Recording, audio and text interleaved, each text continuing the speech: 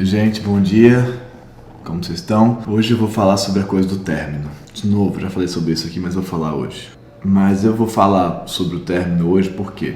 Porque eu recebi, na verdade, algumas, acho que quatro mensagens de pessoas que estão lidando com o término agora, com separações e coisas assim. E algumas mais otimistas, perspectivas mais otimistas em relação a isso, de reinvenção de mundos e tal. E outras não, outras de devastação mesmo, de tristeza, pura tristeza em si, assim, luto, né? E aí eu resolvi falar sobre isso, porque tem um pouco a ver com o vídeo de ontem, do começo das relações, e do que eu acho que dá pra pensar a partir daí. O que eu acho que a gente consegue elaborar com isso, para ver se eu consigo, em alguma medida, ajudar a reorganizar essas ideias, assim. Então, vou tentar fazer isso, tá?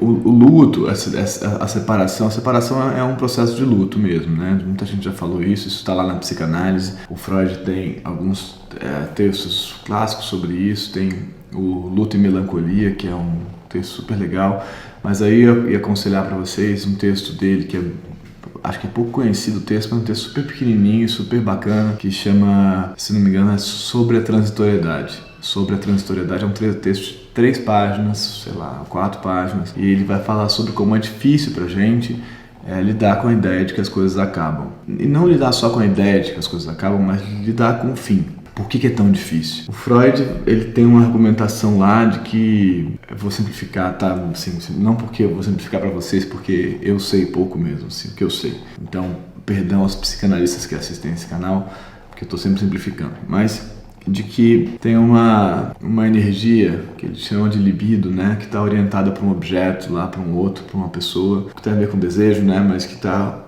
investida ali.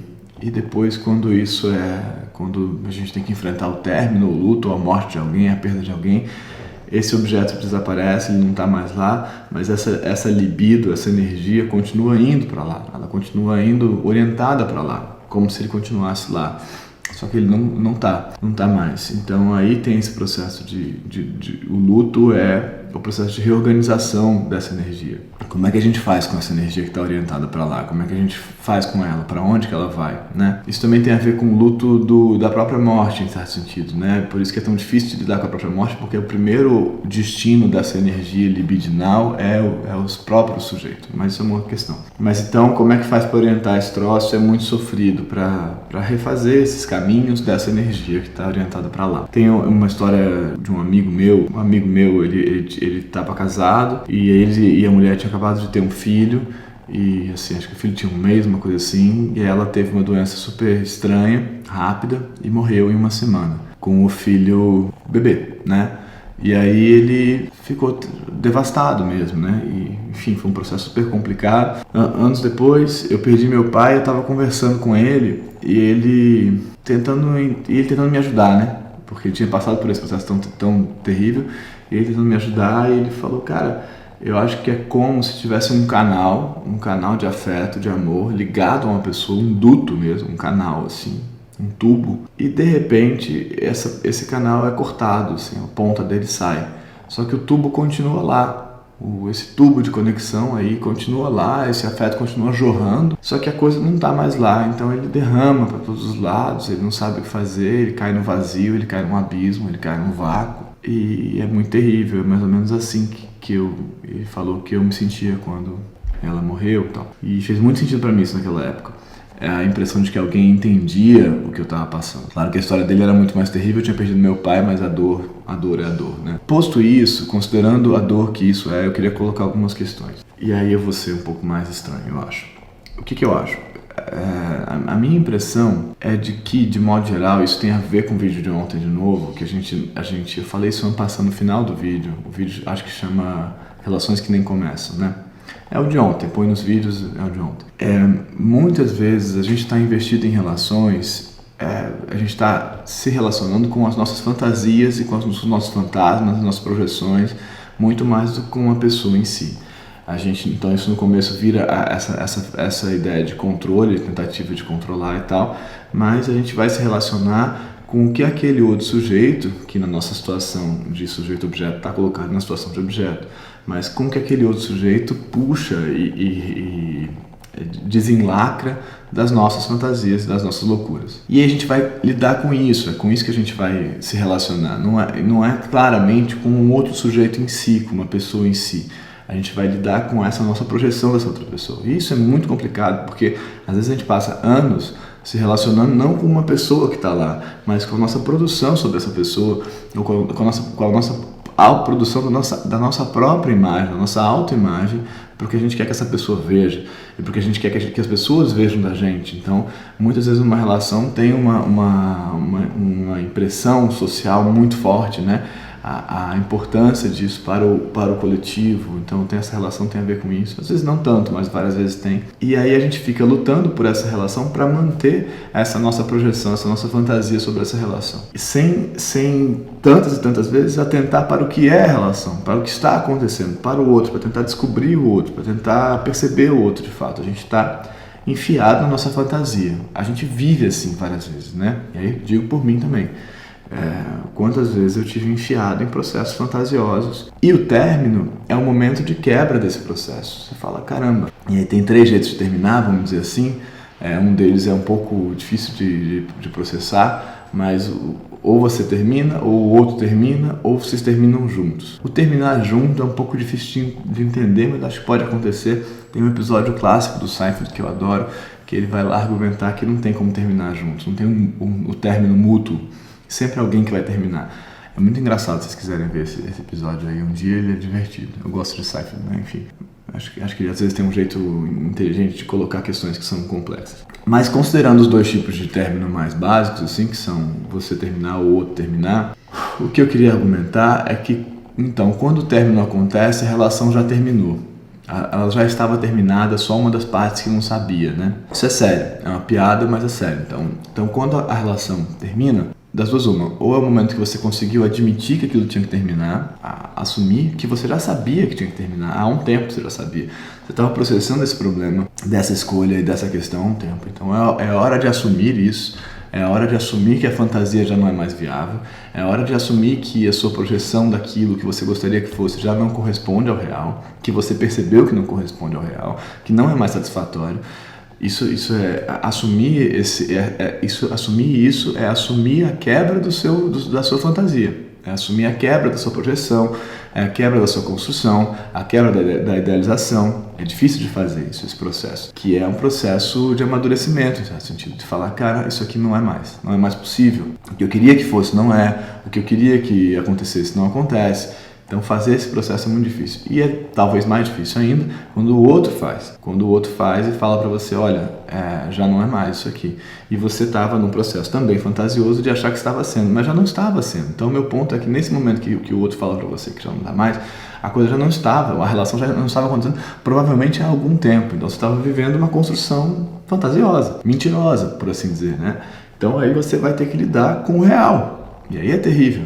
Mas nos 2 casos, essa coisa em si, a relação em si já não estava acontecendo. Ela já não estava lá. Talvez ela nunca tivesse estado lá. Talvez ela nunca tenha estado lá. E aí você vai simplesmente ter que perceber que aquilo não era. É difícil, mas acontece. De entender que aquilo já não era. Que aquilo nunca foi isso. Aqui nunca aconteceu. Eu estava vivendo uma vontade. Estava vivendo uma ilusão mesmo. Uma ilusão de que isso era possível, mas não era. Uma ilusão de querer ter uma relação. Na maioria das vezes, quando a gente vive a ilusão de querer ter uma relação, a gente não está vivendo uma relação, como eu falei ontem também. Como a gente está tão investido na ideia de que para ser feliz, para conseguir encontrar a felicidade, para conseguir superar a solidão, a gente tem que ter uma relação, a gente investe nessa noção, nessa construção aí do que é uma relação. Nessa construção do que é uma relação, não na relação em si. Eu diria, de verdade, que quando você está investindo na relação em si, em perceber o outro, em descobrir o outro, é muito difícil da coisa acabar. Muito difícil da coisa acabar. De verdade. Quando há uma relação, quando há uma troca real acontecendo, não que não tenha fantasia nela, claro que tem. Não que não tenha fingimentos nela, claro que tem, em algum grau sempre tem. Mas quando tem um investimento na troca mesmo acontecendo, dos 2 lados, essa relação não vai acabar, não tem nem como acabar. Ela está em relação. Não tem como romper algo que está.